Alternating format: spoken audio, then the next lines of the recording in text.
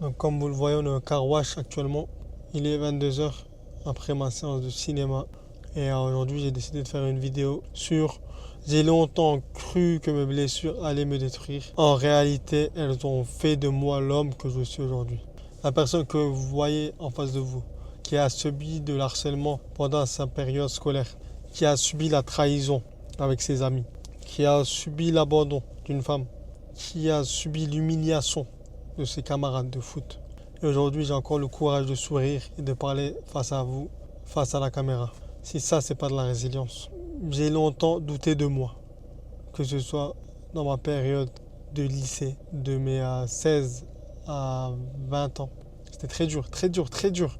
Le harcèlement au foot aussi, c'était très renfermé, timide, gentil. Les gens en profitaient.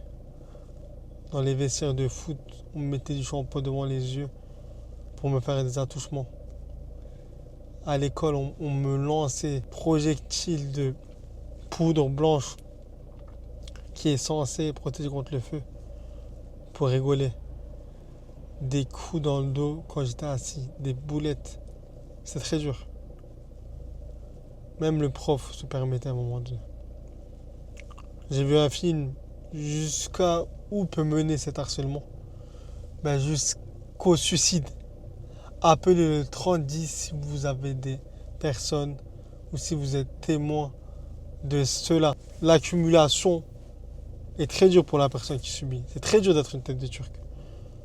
Une critique, une pensée négative, c'est pas suffisant, mais l'accumulation dans notre tête, on se sent comme une merde, on se sent comme un manquant rien, comme seul au monde, comme humilié, honte dans la pyramide des échelles, des émotions. Elle est tout en bas. Tout en haut, c'est la joie. Tout en bas, c'est l'humiliation. C'est très dur. Ça peut vous paraître absurde, mais celles qui ont vécu ça et sont sorties encore plus forts, souriants, comprend pourquoi ils ont voulu changer. Il y a même des personnes qui sont mortes de cela. Ne négligez pas ces situations. Moi, j'ai toujours vu le bon chez les gens. Je suis désolé.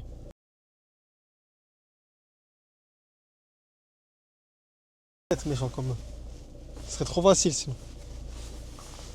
Ensuite, mon hiver est difficile en 2021, Gérardmer. Confiance en miettes. Ça, c'est déjà pendant ma vingtaine, de 20-25 ans. Rien n'allait. Rien n'allait pendant cette période-là. Soirée à gogo, fuir dans l'alcool, dans les choses éphémères, perte de repères, isolement.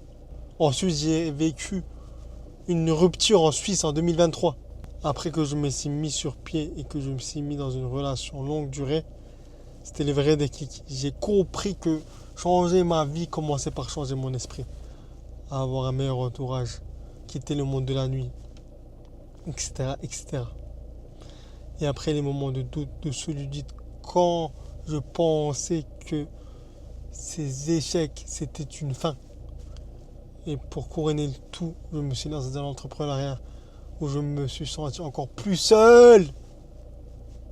Mais il y avait juste ma résidence, juste le sport, juste le fait d'aller de l'avant et le travail qui m'a permis d'être la personne, d'être le vaisselle d'aujourd'hui. Avec mon métier d'électricien qui a continué, qui m'a gardé discipliné. Et quand j'ai eu le vrai déclic en 2023, j'ai réalisé que la douleur est un message et pas une condamnation. C'est pas grave de souffrir. Il faut donner une raison à cela. Et que l'importance était de se relever et de se choisir. Ne pas remplir le verre des autres d'abord. Remplir le réservoir, leur donner tout cet amour à eux. D'abord, le diriger vers soi-même. Je mets la bonnette, j'enlève la bonnette. Je mets la bonnette, j'enlève la bonnette.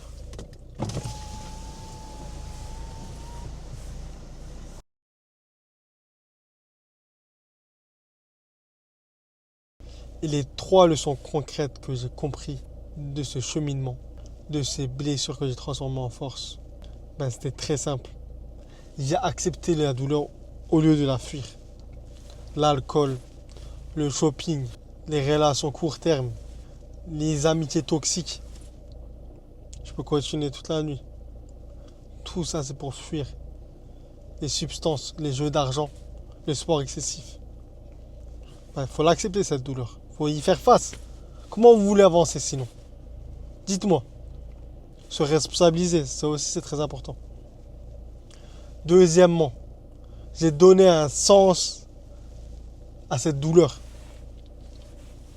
J'ai transformé en apprentissage, à apprendre de mes erreurs, tirer une leçon, ne plus les répéter. Tout cela, ça fait partie. Ça peut aussi vous influencer si vous n'êtes pas assez bien entouré. Et ensuite, troisièmement, canaliser cette énergie, la diriger vers le sport, l'entrepreneuriat ou le coaching. C'est ici que je me suis retrouvé. Toute cette énergie, tout ce débordement que j'ai, en étant protagoniste, vous le savez aussi très bien. C'est ma personnalité, quoi. Je suis assez extraverti, assez tourné vers les autres. Je l'ai tourné vers moi, je l'ai canalisé cette énergie. En créant des choses, en dessinant, en créant du contenu, en étant utile à des personnes. C'est tout ça. Et après, réussir à réaliser le semi-marathon de Genève en 2023. Pardon, en mai 2024. Le marathon de Nice en novembre 2024. Le marathon de Prague en mai 2025. Et pour terminer, le triathlon de Gérardmer.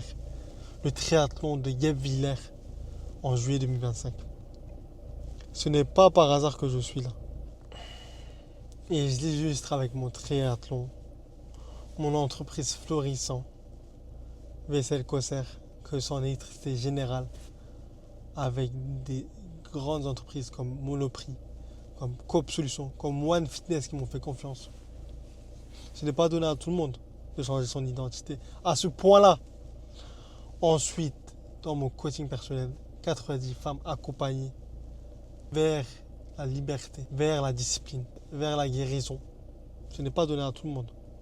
Et pour terminer mes voyages en solo, que ce soit à Marbella, rencontrer des entrepreneurs très ambitieux, que ce soit en Turquie, en Antalya, que ce soit à Prague, en Tchéquie, ce n'est pas donné à tout le monde.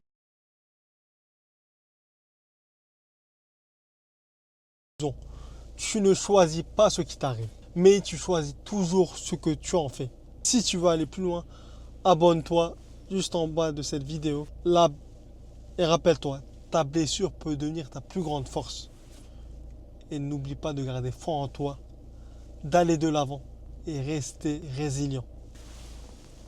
C'était Vaisselle et je vous fais plein de bisous.